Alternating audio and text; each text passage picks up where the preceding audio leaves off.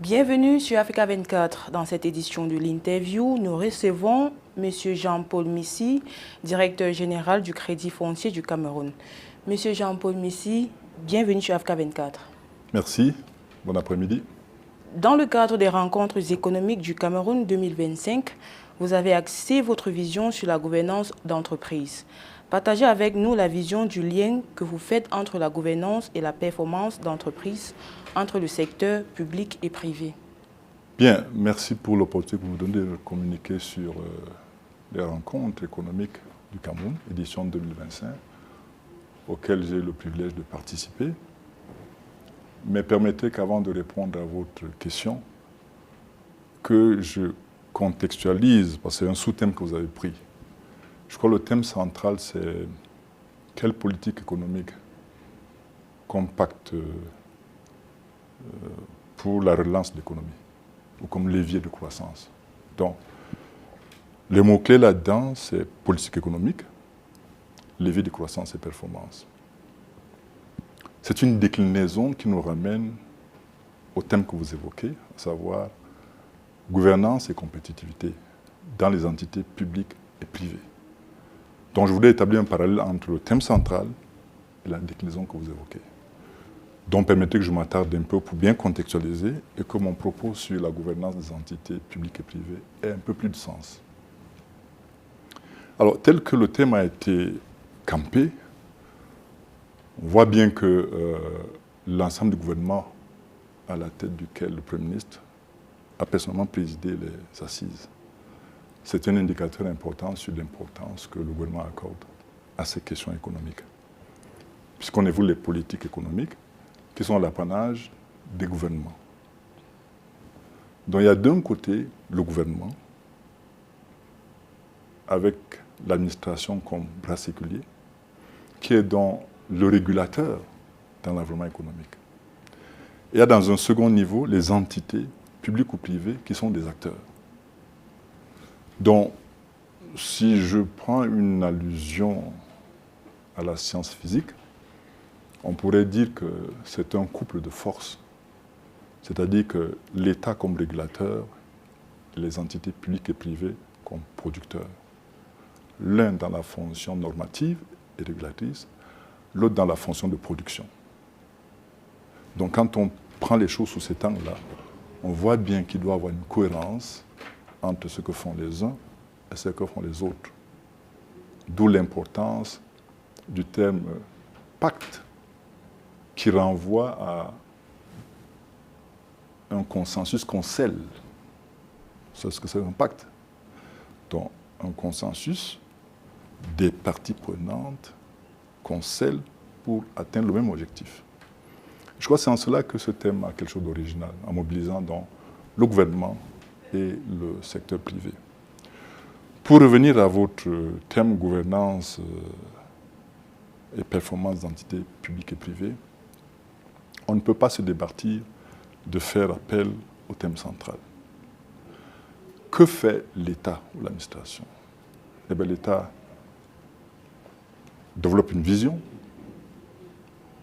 Pour ce qui concerne notre pays, je pense que tout le monde la connaît.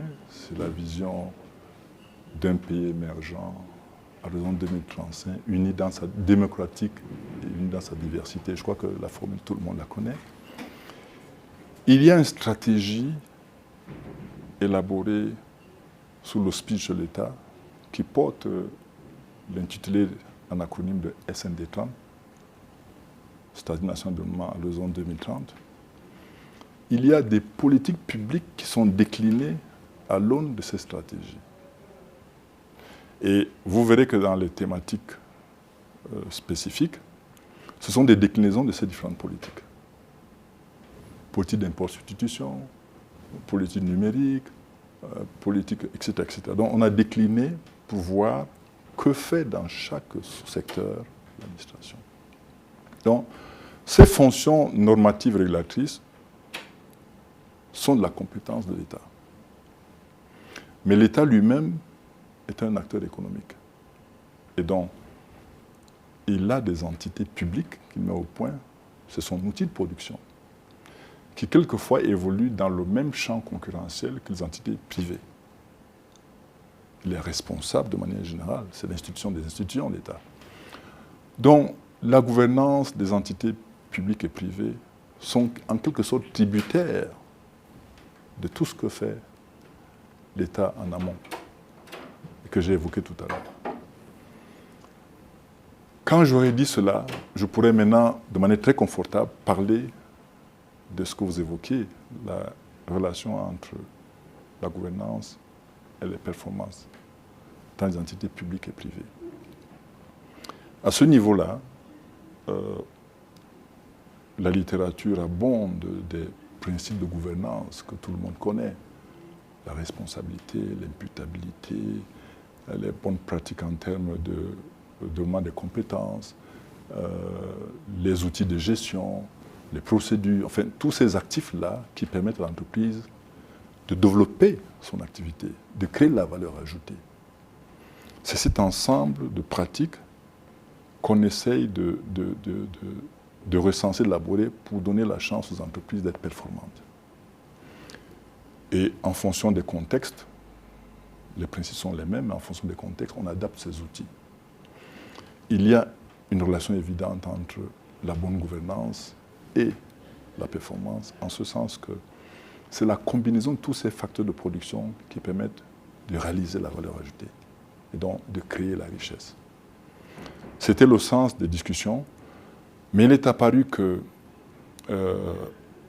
si les principes sont connus, le consensus sur le respect des règles n'est pas évident.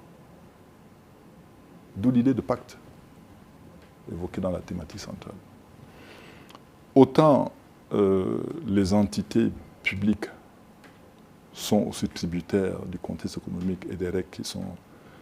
Elles doivent prôner par l'exemple en adoptant ces principes de gouvernance, autant que les entités privées qui, elles, sont beaucoup centrées sur la recherche du profit, la production d'accord, mais la recherche du profit. Les entités publiques étant beaucoup plus orientées vers le service ou l'intérêt général. Mais on voit très bien aujourd'hui que certaines entités publiques évoluent dans le contexte concurrentiel et marchand. Donc, elles sont toutes soumises aux mêmes conditions.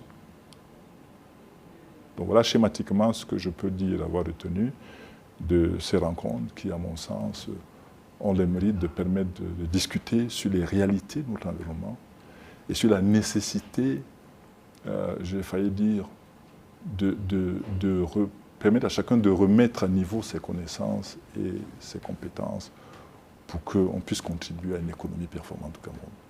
Vous dirigez le Crédit foncier du Cameroun depuis plusieurs années et comme entité publique, vous êtes un acteur majeur du financement des PME, notamment les promoteurs immobiliers. Comment jugez-vous l'évolution de ce secteur impactant de l'économie camerounaise? Bien, vous me demandez d'être juge et partie parce que je suis acteur du système et vous me demandez de juger, mais je vais faire juste part de mes constats. C'est un secteur important, l'immobilier. Je crois que si vous fondez seulement sur l'adage qui dit que quand le bâtiment va, tout va, c'est un levier important de l'économie. Et donc nous évoluons dans ce secteur. Nous consentons des crédits à ceux qui veulent faire la promotion immobilière, qu'il s'agisse des acteurs professionnels ou des acquéreurs de logements ou de parcelles. S'agissant des PME, il y avait un atelier sur le financement des PME où il est apparu clairement un clivage, je crois, des incompréhensions sur les responsabilités des uns et des autres. Et là, nous revenons encore à la question de la gouvernance. Parce que les PME ont besoin de ressources pour financer leurs projets. Les banques, en l'occurrence le Crédit foncier, octroient des ressources.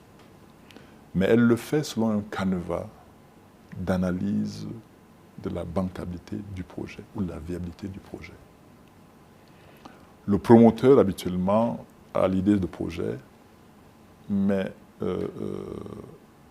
n'est pas forcément outillé pour présenter son projet selon les critères qu'utilise la banque pour financer son projet.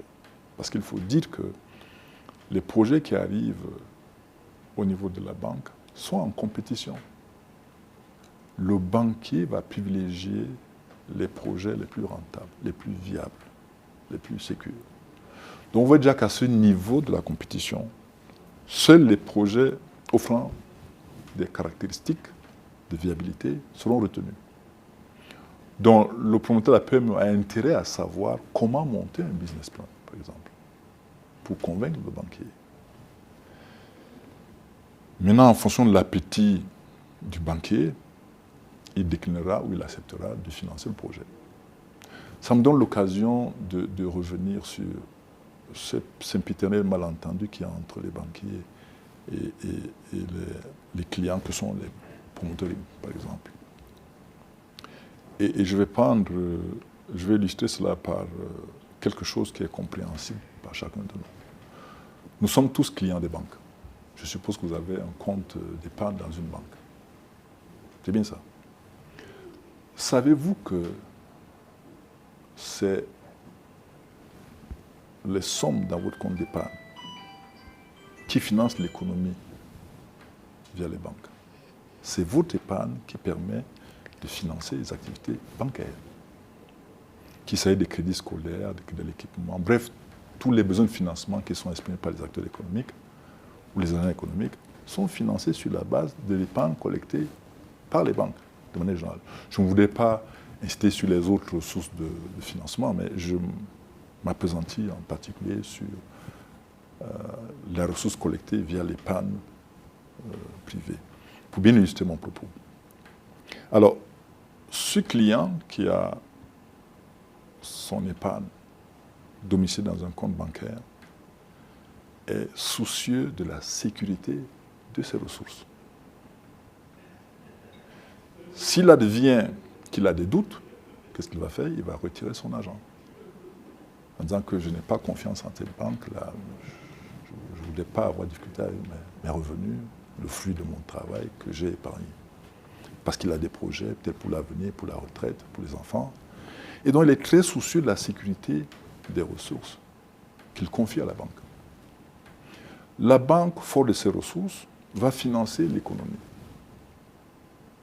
Admettons que ce client soit lui-même promoteur d'une PME. Il va s'adresser à la banque pour dire « je voudrais financer un projet ». Le même client, le même profil. S'adresse à la banque pour dire « je veux financer un projet ». La banque donne les conditions pour financer le projet et le même promoteur qui était soucieux de la sécurité de ses ressources dans le compte d'épargne ne comprend pas que comme promoteur, la banque se préoccupe de la sécurité de l'argent qu'il va exposer. Donc j'ai pris l'exemple des simples pour dire que la même personne se comporte différemment selon qu'il est client ayant un compte d'épargne ou selon qu'il est promoteur sollicitant un crédit. Dans l'un des cas, il va très bien comprendre les mesures que les banques préconisent pour assurer la sécurité de ses ressources, mais de l'autre, il ne comprendra pas que la banque soit réticente à prendre des risques sur un projet pour lequel il n'est pas convaincu. Donc ça vous donne une idée de l'incompréhension qu'il y a entre la banque et ceux qui sollicitent le crédit. Ce sont des ressources qui n'appartiennent pas à la banque et dont elles sont extrêmement protégées par le régulateur. Il y a tout un droit bancaire spécial pour protéger l'épargne des uns et des autres, qui servent au financement de l'économie. Et je crois donc qu'il y a un besoin là d'une sensibilisation et peut-être d'une éducation financière pour bien faire comprendre que l'usage ou le recours au crédit bancaire doit obéir à des règles précises. C'est l'un des aspects les plus importants, m'a-t-il semblé, de la relation entre le banquier et l'homme d'affaires ou le promoteur qui veut des ressources pour financer. Ce d'autant plus que, comme vous le savez, le terme crédit étymologiquement veut dire confiance. Donc j'expose l'argent parce que j'ai confiance. Mais cette confiance ne peut être justifiée que par des éléments de conviction assis sur le dossier. J'espère avoir répondu à vos préoccupations. Donc, oui, nous finançons mais à la condition que les projets correspondent à des critères. Dans cette même perspective, comment franchir ces écueils alors que de nombreuses PME vous reprochent un manque de prise de risque et trop d'exigences, de garanties exigées? Bien, c'est exactement ce que je viens d'évoquer, c'est-à-dire qu'il faudrait que les promoteurs montent des dossiers qui correspondent, qui répondent aux préoccupations du banquier, à savoir la viabilité du projet, sa rentabilité et la sécurité des ressources. Lui veut gagner de l'argent, il monte un projet, le banquier est prêt à le financer, mais à la condition qu'il soit sûr que ce projet va générer des revenus susceptibles de restituer le crédit. C'est là toute la problématique. Donc ce qu'il faut faire, à mon sens, c'est un meilleur encadrement des promoteurs pour qu'ils soient sensibilisés et peut-être même formés sur la manière de monter des projets. Le tout n'est pas d'avoir un projet. Très souvent, ce sont des idées de projet. C'est à force d'investigation et d'analyse qu'on se rend compte qu'il y a des diligences à mener, des informations à réunir, avant de prétendre obtenir le financement locaux de recycler leur production. Donc, c'est un cercle vertueux qui permet à l'économie locale de se développer. Monsieur Jean-Paul Missi, directeur général du Crédit foncier du Cameroun, merci d'avoir répondu aux questions d'Africa 24. Je vous remercie. Merci d'avoir suivi cette édition de l'interview. L'information continue sur Africa 24.